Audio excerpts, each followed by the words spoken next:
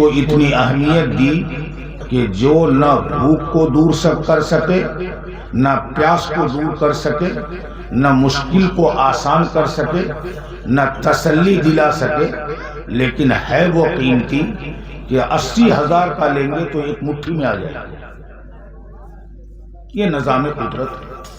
اسی طرح نظام قدرت یہ ہے کہ 114 سورتوں کا مجموعہ، 6,666 آیتوں کا ذخیرہ قرآن مقدس کے نام سے نبی پاک صلی اللہ علیہ وسلم پر رب تعالی شانہ نے اتارا اور سید الملائکہ کے ذریعے سے اتارا اور سید الانبیاء پر اتارا اور سید البلاد، تمام شہروں میں ممتاز ترین عزت و شرف کے لحاظ سے، عظمت و منقبت کے لحاظ سے مکہ اور مدینہ اور اس کے اطراف میں اتارا، اور تمام مہینوں میں باعزت باعظمت مہینہ قرآن رمضان میں اتارا، اور تمام امت میں سب سے زیادہ بزرگی والا طبقہ صحابہ کرام کو مخاطب کیا۔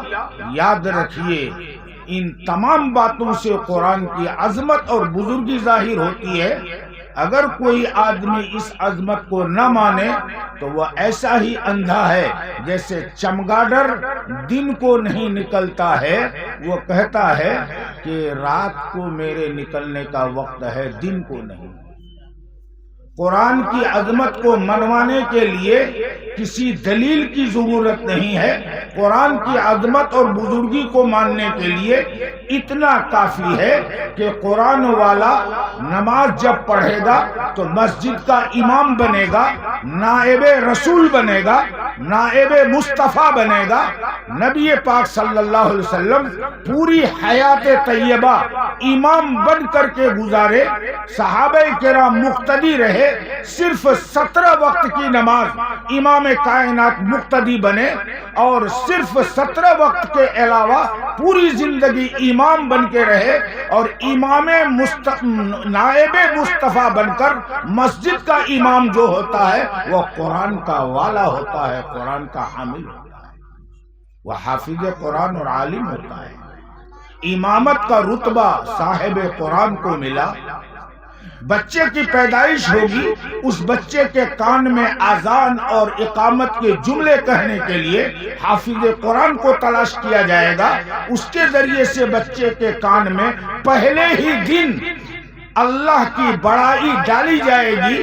بچے کی ابتدا میں حافظ کی ضرورت، مسجد کی نماز کی صحت میں حافظ کی ضرورت، قرآن والے کی ضرورت، اور جب ایک انسان بچہ بیمار ہوگا تو اس کے بیماری کو دور کرنے کے لیے پانی کے بوتل لے کر امام صاحب کے پاس، حافظ صاحب کے پاس آدمی پہنچتا ہے اور یہ کہنے لگتا ہے کہ میرا بچہ طبیعت کے اعتبار سے بیمار ہے، آپ اس کے لیے پانی دم کر دیجئے، آپ اس کے لیے تعویذ لکھ دیجئے۔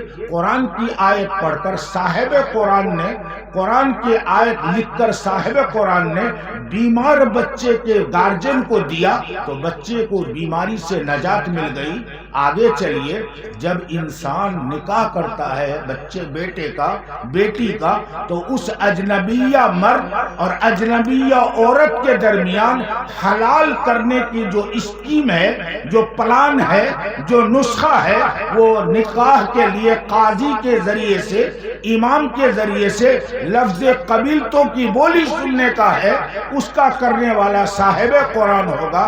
حلال کر اجنبی مرد اور اجنبی عورت، اجنبی جوان، اجنبیہ جوان لڑکی کے درمیان تا زندگی ربط حلال کے لیے اگر کوئی نسخہ کارگر ہوا تو امام صاحب اور حامل قرآن کا نسخہ کہ اس کو لاؤ، اس کے ذریعے سے نکاح پڑھواؤ۔ آگے چلیے، جب کوئی آدمی مر جاتا ہے تو اس کے جانکنی کے وقت میں کوئی حافظ صاحب کو بلایا جاتا ہے یا کوئی صاحب قرآن کو بلایا جاتا ہے، اور جس آدمی کی روح نکلنے میں دقت ہو، تکلیف ہو، اس کے روح نکلنے کی آسانی پیدا کرنے کے لیے جانکنی والے مردے کے سرہانے میں بیٹھ کر یاسین شریف کی تلاوت کرنے والا کوئی صاحب قرآن ہوگا۔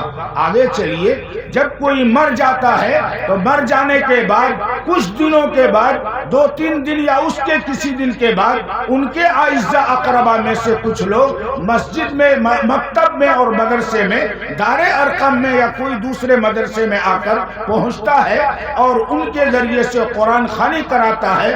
ان کو یقین ہے کہ میرا مرا ہوا رشتہ دار ماں یا باپ اپنے دنیاوی بے اعتدالی کی وجہ سے عذاب قبر میں ہوگا، یہ بچے حافظ قرآن، حافظ بننے والا، یہ حاملین قرآن اگر قرآن پڑھ کر کے دعا کر دے گا تو ان کی دعا سے وہ ہمارا مردہ رشتہ دار عذاب سے چھٹکارا پالے گا، اور اگر عذاب میں نہیں ہے اللہ تعالیٰ اس کو درجات بلند فرمائے گا۔ تو مرنے والے کے بخشوانے کے لیے قرآن والا، مسجد میں امامت کے لیے قرآن والا، نکاح پڑھانے کے لیے قرآن والا، میت کے جانکنی کے عالم میں خفت اور سہولت پیدا کرنے کے لیے قرآن والا، کیا کیا بتاؤں میں آپ کو لوگوں۔ اتنی عظمت والی چیز اللہ نے آپ کے حوالے کی، اور اس کے پڑھنے پڑھانے کے لیے یہ جھوپڑی نما مدرسہ قائم ہوا۔ یاد رکھیے اس کا شجرہ نسب بوچا گاڑی سے لے کر مدینۃ الرسول تک جا کے پہنچتا ہے، جہاں کملی والے آقا اپنے صحابہ کو قرآن کی آیتیں پڑھاتے تھے، جہاں صحابہ کرام قرآنی آیتوں کو، احادیث مبارکہ کو سیکھا کرتے تھے۔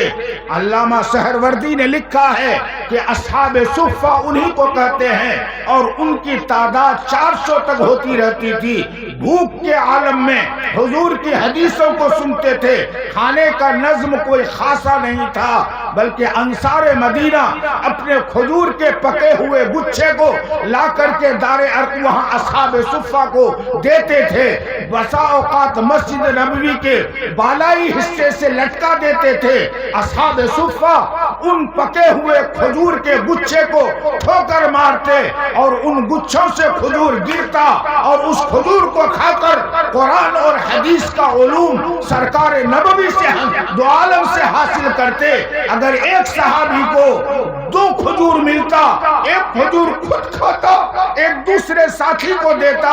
اس طرح بھوک کے عالم میں نبی کے سینہ سے علم کو حاصل کیا، اسی اصحاب صفہ سے کنکشن دار ارقم کا ملتا ہے۔ دنیا کے کسی کونے میں اگر مدرسہ ہے تو ہر مدرسے کا شجرہ نسب اسی پاور ہاؤس سے جا کے ملتا ہے، جس کو اللہ کے نبی علیہ السلام شروع میں مدینے کے اندر قائم فرماتے ہیں۔ تعلیم اتنی اہم چیز ہے کہ حضور مکے میں ہیں، ابھی ہجرت نہیں فرمائے ہیں، ابھی مدینہ تشریف نہیں لے گئے ہیں۔ مدینے والے قافلے کی شکل میں مسلمان ہونے کے لیے مکہ جاتے ہیں۔ 2 مرتبہ یہ قافلہ پہنچتا ہے، ایک مرتبہ 18 افراد پر مشتمل جس میں 12 مرد تھے، 6 عورتیں تھیں۔ دوسری مرتبہ 72 افراد پر مشتمل قافلہ تھا جس میں 18 عورتیں تھیں، باقی مرد تھے۔ یہ مدینہ سے مکہ پہنچے ایمان لانے کے لیے، مسلمان ہونے کے لیے۔ نبی علیہ السلام ان لوگوں کو واپس مدینہ بھیج دیے، اور اس وقت ان لوگوں کے پڑھنے کے لیے، پڑھانے کے لیے، قرآن کی آیتیں سکھانے کے لیے ایک قاری صاحب کو، ایک مقری کو بھیجا جن کا نام مصعب بن عمیر رضی اللہ تعالیٰ عنہ ہے۔ اللہ کے نبی کے حکم پر، اللہ کے نبی کے اشارے پر، کائنات کے امام کے اشارے پر قرآن سکھانے کے لیے مدینے والوں کے لیے حضرت مصعب بن عمیر رضی اللہ عنہ کو حضور نے مدینہ بھیجا کہ وہاں جو لوگ اسلام لا چکے ان کو قرآن کی آیتیں سکھاؤ۔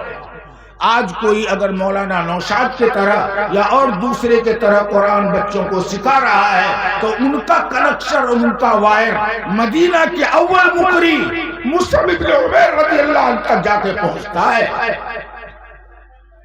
وہ اللہ کے نبی کا بھیجا ہوا تھا، اور یہاں کا قاری آپ کا منتخب کیا ہوا اور آپ کا چنا ہوا ہے۔ اس لیے اس مقام اور منصب کو سمجھا، اس کے درجے کو پہچانا کرو، اس کی عظمت کو دل میں بسایا کرو۔ اسلام زندہ ہے جبکہ مدارس زندہ ہے۔ مدارس زندہ ہے جبکہ قرآن زندہ ہے. قرآن سے مدارس زندہ ہے, مدارس سے اسلام زندہ ہے. اگر مدارس نہ رہیں گے قرآن نہیں رہے گا, قرآن نہیں رہے گا اسلام کمزور ہو جائے گا. آج اگر دنیا کے اندر کوئی باطل اسکیم کام کر رہی ہے, سب سے زیادہ قرآن کے خلاف, اسلام کے خلاف, اسلام اور مسلمانوں کے خلاف سب سے بڑی بڑی اسکیمیں اور پلاننگ بن رہی ہے دنیا کے اندر. اس قرآن کے آبرو اور ہتک کو آبرو بٹانے کے لیے, اس کی عزت کو پامال کرنے کے لیے نہ جانے کس کس طرح کے پلانے بن رہی ہیں. لیکن اللہ رب العزت نے ان باطل پلاننگ کو برباد کیا, پسپا کیا. ہر زمانے میں اہل حق کھڑے ہوئے اور انہوں نے ایسے پلان اور منصوبے کا خاتمہ کیا, ڈٹ کر مقابلہ کیا. یہ چھوٹا سا آج کا یہ ننھا پودا کل گلشن بن کر دھرتی کو مہکائے گا. کہو آمین. آج کا ننھا سا پودا کل گلشن بن کر دھرتی کو مہکائے گا. باد سموم کے جھونکے سے بچائے رکھنا, ان کو بری نظروں سے بچائے رکھنا یہ آپ کی ذمہ داری ہے. آج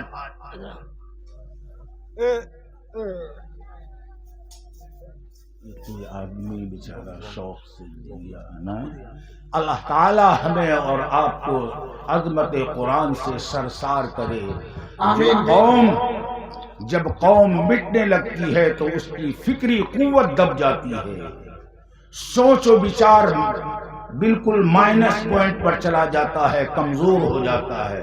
جو قوم اپنے فکری صلاحیت کو اور قوت کو بگاڑ دے, جو ہے یہ کمزور کر دے اور کھو دے, تو اس قوم کبھی ابھر نہیں سکتی. آپ اپنے دھارمک پستک, پاک اور پوتر پستک قرآن مجید کو اگر اپنی زندگی میں لیں گے تو آپ کی زندگی روشن اور تابناک ہوگی. میں کیا کہوں, وقت کم ہے, سفر سامنے ہے اور مجمع بھی قلیل ہے, اس لیے میں انہی باتوں کے ساتھ آپ سے رخصت ہونا چاہتا ہوں. بس ایک نعت آخر میں. دونوں جگت میں کوئی نہیں ہے ثانی نبی جی تو, عرش بری پہ تہرا چرچا, فرش زمین پر شور, محمد اللہ رو محبوب. آمنہ بی کے آنکھ کا تارا, عبداللہ کے لال. آمنہ بی کے آنکھ کا تارا, عبداللہ کے لال. اور دائی حلیمہ دودھ پلئی کے کر دل کئی نحال. ارے صلی اللہ علیہ وسلم تو کہہ دو, صلی اللہ علیہ وسلم. اس عظیم ہستی کی شان میں پڑھ رہا ہوں جس کے اوپر 100 جاں سے قربان ہو تو کم ہے. بے شک بے شک. ارے ہند نگریا بھاوت نہیں, منوا رہے اداس, اور ہمرو بلئی کے پیارے نبی جی رکھے آپن پاس.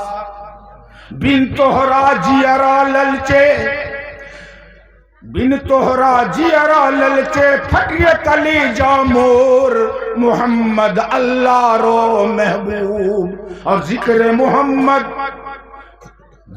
محمد کریہوں قاصر, سانج ہو یا بھور, محمد اللہ رو محبوب.